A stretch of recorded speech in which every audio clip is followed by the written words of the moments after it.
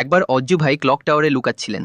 তাদের দেখে জ্ঞান ভাই আর কেলিও নিজেদের পছন্দের জায়গায় লুকিয়ে পড়ে, আর তারা সবাই অন্য কারো থেকে নয়, অ্যাডামের থেকে লুকোচ্ছিল। কারণ অজ্জু ভাই, জ্ঞান ভাই, কেলি আর অ্যাডাম ক্লক টাওয়ারে লুকোচুরি খেলছিল। কিন্তু অ্যাডামের সাথে যা হতে চলেছিল সেটা সে ভাবেনি। তবে তার আগে অ্যাডাম তাড়াতাড়ি গণনা শেষ করে ফেলে আর চিৎকার করে বলে, হ্যাঁ ভাই, সবাই লুকিয়ে গেছো তো, এবার তৈরি হয়ে যাও, আমি আসছি। তারপর অ্যাডাম ধীরে ধীরে একটা দেওয়ালের দিকে যায়, কিন্তু সেখানে কেউ থাকে না।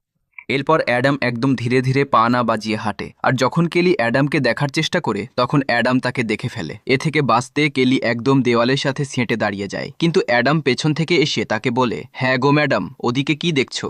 একবার এদিকেও দেখে নাও। তারপর অ্যাডামকে দেখে কেলিও বলে, আরে ইয়ার, তুমি খুব দুষ্টু, ওখানে ছিলে না, এখানে কেন এসেছো? তাতে অ্যাডাম হাসতে হাসতে বলে, আরে কেলিজি, এখন আপনি এত তাড়াতাড়ি ধরা পড়ে গেলেন, এতে আমার কি দোষ? পরে অ্যাডাম সিঁড়ির দিকে যায় এবং সেখানে জ্ঞান ভাইকে দেখতে পায়। তাকে দেখার পর অ্যাডাম বলে, আরে জনাব, এখানে কি করছো? তুমি যেখানেই লুকোও না কেন, আমার কাছ থেকে বাঁচতে পারবে না। এরপর অ্যাডাম জ্ঞান ভাইয়ের পিঠে চড়ে যায় এবং তাকেও আউট করে দেয়।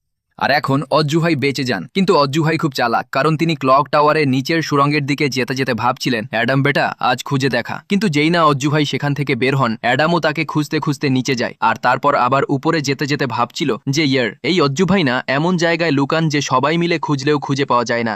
এখন বাকিটা দেখার জন্য চ্যানেলটি সাবস্ক্রাইব করুন।